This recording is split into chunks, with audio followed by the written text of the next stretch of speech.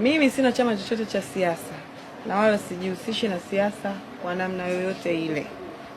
Ni mwananchi tu wa Tanzania.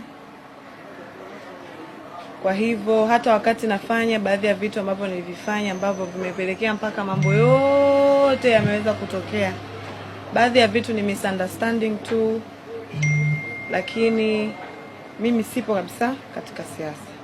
Ila namshukuru Mungu kwamba uchunguzi umefanyika sehemu tofauti tofauti na msamaha umeweza kupita wa Mheshimiwa Rais.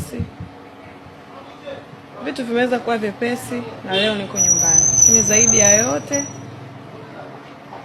nishukuru mamlaka zote na nimshukuru sana mamangu kipenzi. Nilipata taarifa nikiwa ndani, bado sijapata nafasi ya kuona vyote maana ni vingi. Mimi mwenyewe akili yangu kwa sasa hivi bado I'm not in a mood to explain so much about anything, lakini tu nimshukuru mama yangu kwa vyote alivyofanya, kwa namna alivyonipigania kama mzazi, familia yangu kwa ujumla, marafiki zangu na Mheshimiwa Rais.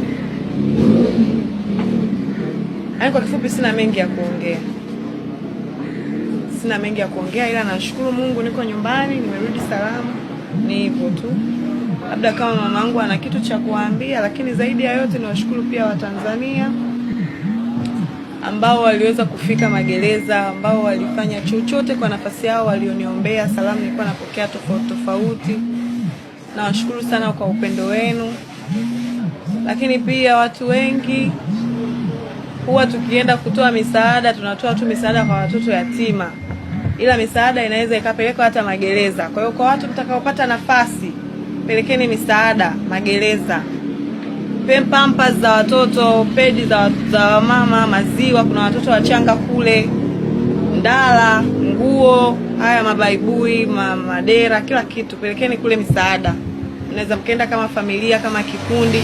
Hilo ndo kubwa ambalo mimi nimeliona kwanza la muhimu zaidi, kwa sababu kwa kwenda kule nimejifunza sana kushukuru. Allah amenifundisha kushukuru. Kuna vitu vingi tunavifanya, unakuwa huru kama hivi, unaona tu ni kitu cha kawaida, ni vitu ambavyo we take for granted. Lakini uhuru, yani thamani ya uhuru ni kubwa sana. Thamani ya amani ni kubwa sana. Unapokuwa uwezi hata kugusa simu, uwezi hata kwenda sehemu chooni peke yako mpaka mtu akutizame unafanya nini. Sio maisha mazuri. Vurugu hizi, kuna vitu vikao vinatokea vya vurugu. Unakuwa wewe unajiangalia tu wewe kama wewe kwa vibe zako na miemko yako, lakini kule magereza kuna watu kwa vurugu tu kutokea, wao tarehe zao za mahakamani zinasimama, upelelezi unashindwa kuendelea. Kwa yani vitu vinakuwa vinasimama, vitu vingi vinasimama. Kwa mimi nawashukuru tu wa Tanzania kwa kuzungumza lolote zuri kuhusu mimi. Namshukuru mama yangu, nashukuru familia yangu, nashukuru waandishi wa habari, mmekuepo kuanzia siku ya kwanza naenda mahakamani mpaka leo natoka. Mimi sina mengi, na hisi nikiongea sana nitachanganya mambo, lakini tu